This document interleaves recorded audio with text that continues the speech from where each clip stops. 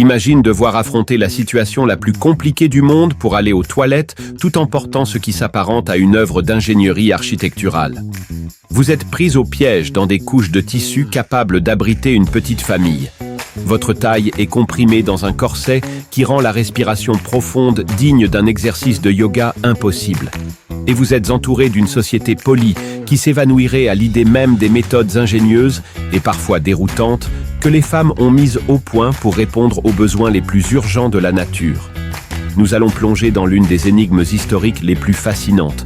Comment les femmes de l'époque victorienne géraient les besoins les plus élémentaires tout en étant habillées comme des monuments ambulants de la mode. Les solutions qu'elles ont inventées risquent fort de vous surprendre.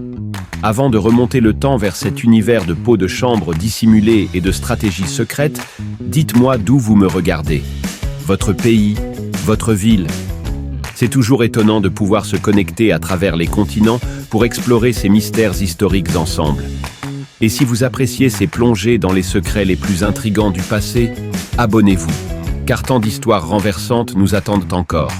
À présent, revenons à une époque où se rendre aux toilettes relevait presque d'un sport de contact et où les femmes durent devenir des maîtres de la discrétion et de la stratégie pour répondre à l'appel de la nature. La toilette quotidienne d'une femme victorienne ressemblait à une préparation au combat. On commençait par une fine chemise de lin, une couche de base destinée à protéger les coûteux vêtements extérieurs du contact direct avec la peau. Venait ensuite le corset, lacé si serré que nombre de femmes en ont vu leurs côtes inférieures se remodeler avec le temps. Par-dessus s'empilèrent des jupons, parfois 6 ou 7 couches, chacun apportant du volume et de la tenue. Mais la véritable prouesse d'ingénierie, c'était la crinoline, une structure en cage faite de cerceaux d'acier reliés par des rubans. Cet appareil pouvait s'étendre jusqu'à 6 pieds de diamètre, au point que s'asseoir, franchir une porte ou simplement se déplacer exigeait une planification rigoureuse et des gestes parfaitement calculés. Certaines crinolines étaient si imposantes qu'il fallut inventer un mobilier spécifique pour les accueillir. Vivre dans une telle architecture mobile obligea les femmes victoriennes à repenser entièrement l'hygiène intime et tout ce qui touche aux besoins naturels. Les fonctions humaines les plus basiques devinrent de véritables performances chorégraphiées qui demandaient anticipation, assistance et une bonne dose de créativité. Le pot de chambre devint le personnage central de cette scène quotidienne. Ce n'étaient pas de simples récipients, mais des objets soigneusement étudiés pour résoudre des problèmes complexes. Les pots destinés aux femmes arboraient des formes ovales et des courbes internes conçues pour se loger au mieux entre les couches de tissu et les cerceaux. Les modèles de meilleure qualité avaient des couvercles ajustés, non seulement pour contenir les odeurs, mais aussi comme signal clair à l'intention du personnel de maison quant à leur état. Dans les foyers aisés, ces objets indispensables étaient cachés à la vue dans des pièces de mobilier élégantes. Chaises à compartiments secrets, armoires décoratives dissimulant plusieurs récipients et commodes ouvragés masquant leur usage véritable sous une belle marqueterie. Les domestiques circulaient dans ces grandes demeures comme des ombres, vérifiant, vidant et entretenant ces dispositifs cachés tout au long de la journée. La procédure, elle, demandait une habileté remarquable et une coordination précise. Une dame victorienne ne pouvait pas simplement soulever sa jupe. Il s'agissait parfois de près de 20 livres de tissu, d'un cadre d'acier et de dentelles délicates. Elle devait donc maîtriser une technique tenant à la fois du ballet et de l'ingénierie. Tout reposait sur le positionnement. Le pot ovale était glissé avec soin sous la masse des jupes et, grâce à une combinaison de placements méticuleux et d'agencements stratégiques des étoffes, l'opération pouvait s'effectuer sans retirer la moindre couche de vêtements. Dans les événements formels, le cérémonial se complexifiait encore. Les grandes salles de bal et les demeures élégantes disposaient de retiring rooms, sorte de salons de retrait où les dames pouvaient s'occuper de leurs besoins avec une assistance appropriée. Ces pièces étaient dotées de femmes de chambre fonctionnant comme une véritable équipe de stand. Elles aidaient à manœuvrer les multiples couches de tissu, à positionner correctement le pot, puis à assurer la remise en ordre et la propreté. Le tout devait s'accomplir avec une discrétion telle que nul convive ne devait soupçonner l'absence momentanée d'une dame. Un élément souvent ignoré surprend toujours. Durant une grande partie de l'ère victorienne, beaucoup de femmes ne portaient pas ce que nous appelons aujourd'hui des sous-vêtements au sens moderne. Le volume considérable des jupons et des crinolines semblait suffire à la pudeur. Cette vision changea brutalement quand les crinolines provoquèrent des incidents publics. Imaginez une passante dans une rue animée et un coup de vent si fort qu'il retourne sa jupe immense comme un parapluie. Ces épisodes embarrassants devinrent si fréquents que la société jugea nécessaire de renforcer la couverture. La solution, révolutionnaire pour l'époque, fut le split drawers, des culottes fendues. Ce n'étaient pas des sous-vêtements fermés à l'entrejambe comme les nôtres, mais deux jambes séparées, reliées à la taille, avec une ouverture stratégique au milieu. Le dessin était d'une ingéniosité parfaite. Il offrait la pudeur requise tout en permettant de gérer les besoins naturels sans retirer ni déplacer quoi que ce soit. La logistique ne s'arrêtait pas au geste lui-même, elle s'étendait à ce qu'on utilisait pour se nettoyer. Le papier hygiénique tel que nous le connaissons n'apparut que très tard dans la période victorienne. On faisait donc avec ce qu'on avait. Vieux journaux, pages de catalogues, feuilles, épis de maïs ou morceaux de tissu doux à laver et réutiliser. Dans les foyers aisés, on privilégiait le lin fin, lavé avec le reste du linge de maison et plus confortable que les alternatives. Mais là encore, l'approvisionnement, le tri et l'entretien relevaient d'une organisation domestique minutieuse. Venaient ensuite les contraintes mensuelles, qui ajoutaient une couche de complexité à un système déjà compliqué. Les femmes géraient leur menstruation avec des serviettes de tissu faites maison et un dispositif appelé tea bandage, une sorte de ceinture en tissu maintenant en place la matière absorbante. On employait des linges doux, du coton, de la mousse, de la laine de mouton ou toute fibre naturelle disponible et absorbante.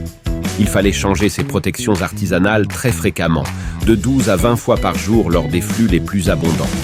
Tout cela devait se faire sous d'énormes jupes, souvent sans aide et toujours dans le silence le plus complet. Les convenances imposaient que l'on n'évoque jamais ces sujets, même entre femmes.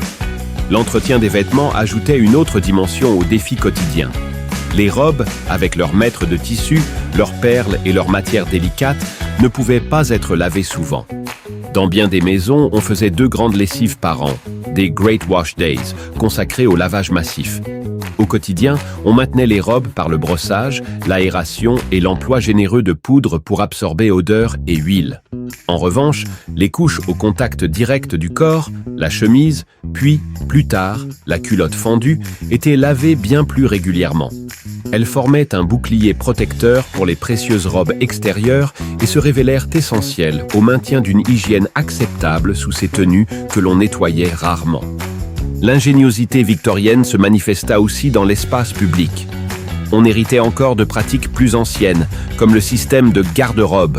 Des ouvertures ménagées dans les étages supérieurs permettaient de déverser les eaux usées directement dans la rue. Le célèbre cri d'alerte « Gare à l'eau » donnait à temps la chance aux passants d'éviter ce qui tombait d'en haut.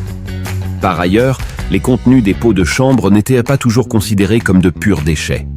À certaines périodes, notamment en temps de guerre, des agents du gouvernement collectaient l'urine pour en tirer du salpêtre, ingrédient indispensable à la fabrication de la poudre à canon. Les déchets personnels pouvaient ainsi contribuer, paradoxalement, à alimenter l'effort militaire. La dimension sociale de cette culture de la toilette était tout aussi frappante. La notion d'intimité, telle que nous la concevons aujourd'hui, existait peu pour la plupart des gens. Les familles utilisaient les pots de chambre les unes devant les autres, et lors des réunions, il n'était pas rare que les messieurs sortent simplement dans le jardin pour se soulager parmi les massifs de fleurs. Malgré tout, les femmes victoriennes réussirent à préserver leur réputation de grâce et d'élégance. Elles élaborèrent des systèmes, des techniques et des codes qui leur permirent de traverser ces difficultés tout en respectant les normes de bienséance de leur époque. Gérer des fonctions vitales sous une architecture portable témoigne d'une capacité d'adaptation peu commune.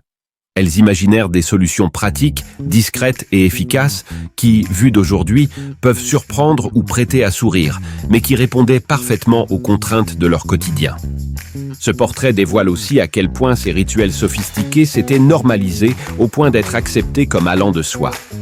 Les femmes développèrent une précision quasi militaire dans la gestion de leurs vêtements, de leur emploi du temps et de leurs besoins personnels. Elles planifiaient leur journée en fonction des possibilités d'accès à une pièce adaptée, calculaient la durée pendant laquelle elles pouvaient rester sans aller aux toilettes, géraient leur consommation de liquide et coordonnaient parfois leur passage avec d'autres femmes afin de partager des salons de retrait et des assistantes. La résilience psychologique exigée pour conserver sa dignité dans ces conditions ne doit pas être sous-estimée.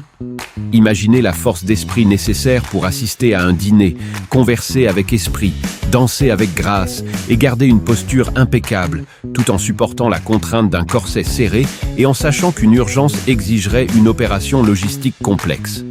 À cette logistique s'ajoutaient des réseaux féminins de savoir et de soutien. Les mères transmettaient à leurs filles les techniques minutieuses permettant de gérer ces architectures vestimentaires. Les domestiques devenaient expertes dans l'art subtil de l'assistance, sachant exactement comment aider sans attirer l'attention. Entre amis, un langage codé et des signaux discrets se mettaient en place pour communiquer, lors d'événements mondains, une nécessité pressante sans rompre le fil d'une conversation polie. L'impact économique de ces systèmes est tout aussi révélateur. Les familles aisées employaient des équipes entières dédiées à l'entretien des garde-robes féminines. Lingères, femmes de chambre, couturières, chacune spécialisée dans un aspect du maintien de ce dispositif complexe.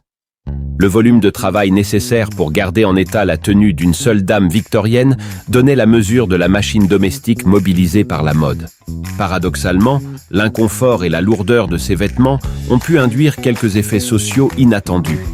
L'impossibilité de se mouvoir aisément encourageait certaines femmes de la haute société à passer davantage de temps à domicile ou dans des environnements contrôlés, ce qui, de manière indirecte, renforça parfois l'intérêt pour les arts domestiques, l'instruction et les activités intellectuelles. Certains avancent que l'aspect peu pratique de la mode victorienne poussa vers des occupations plus sédentaires mais stimulantes sur le plan de l'esprit. La sortie de ces contraintes vestimentaires ne se fit pas du jour au lendemain. Il fallut des décennies d'évolution graduelle influencées par des facteurs très concrets. La popularité croissante du vélo parmi les femmes, qui exigeait davantage de liberté de mouvement, et surtout les impératifs de la Première Guerre mondiale, qui appelèrent les femmes à des rôles plus actifs. Les immenses crinolines firent place aux tournures, puis à des jupes de plus en plus pratiques, permettant plus d'autonomie et de mobilité. Si l'on considère ces systèmes avec le recul, on peut les trouver pittoresques. Pourtant, ils révèlent quelque chose de profond sur l'adaptabilité humaine. Les femmes de l'époque ne se contentèrent pas de survivre à ces contraintes, elles les maîtrisèrent, inventant des solutions élégantes à des problèmes qui semblaient insolubles. Elles élaborèrent des méthodes qui leur permirent de préserver leur dignité, leur santé et leur statut social, au milieu de vêtements parmi les plus peu pratiques jamais conçus. Leur ingéniosité déborderait même du strict domaine des toilettes. Elle influença l'étiquette, le design vestimentaire et participa à l'essor de systèmes d'hygiène et de plomberie plus modernes. De leurs expériences est née en partie la pression vers des tenues plus fonctionnelles et vers de meilleures infrastructures de santé publique. La prochaine fois que vous utiliserez sans effort une salle de bain moderne, que vous enfilerez des vêtements confortables ou que vous gérerez n'importe quelle routine intime avec facilité, prenez un instant pour apprécier le chemin parcouru depuis les pots de chambre et les cages de crinoline jusqu'au confort que nous tenons désormais pour acquis. Les femmes victoriennes, qui affrontèrent ces défis quotidiens avec grâce et détermination, ont ouvert la voie aux commodités d'aujourd'hui. Leur histoire rappelle que l'innovation naît souvent là où les contraintes sont les plus fortes. Il arrive que les plus grands progrès en matière de confort et de praticité jaillissent des situations les plus gênantes. Ces femmes ont transformé la nécessité en art, élaborant des systèmes si sophistiqués qu'elles préservaient l'élégance même dans les circonstances les plus délicates. Notons toutefois, sur un plan méthodologique, que certaines pratiques mentionnées varient selon les milieux sociaux, les lieux et les périodes. Certaines relèvent d'héritages antérieurs à l'ère victorienne proprement dite, et les sources ne s'accordent pas toujours sur leur diffusion exacte. Le récit qui précède restitue fidèlement l'ensemble des éléments évoqués dans le corpus traité, sans extrapolation non sourcée. Qu'avez-vous pensé de cette plongée dans la culture intime de l'époque victorienne ? Êtes-vous aussi surpris que moi par l'ingéniosité et la complexité de ces routines ?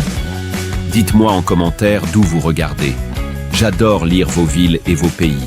Ce lien à travers le monde rend l'exploration de ces mystères historiques encore plus vivante. Et si cette incursion dans l'envers du décor vous a plu, abonnez-vous. D'autres histoires incroyables nous attendent, des secrets de beauté antique capables de vous étonner aux habitudes de table médiévales qui pourraient bien changer votre regard sur l'alimentation. Merci d'avoir traversé le temps en ma compagnie. On se retrouve dans la prochaine vidéo pour une nouvelle énigme historique qui vous fera peut-être reconsidérer tout ce que vous pensiez savoir sur le passé.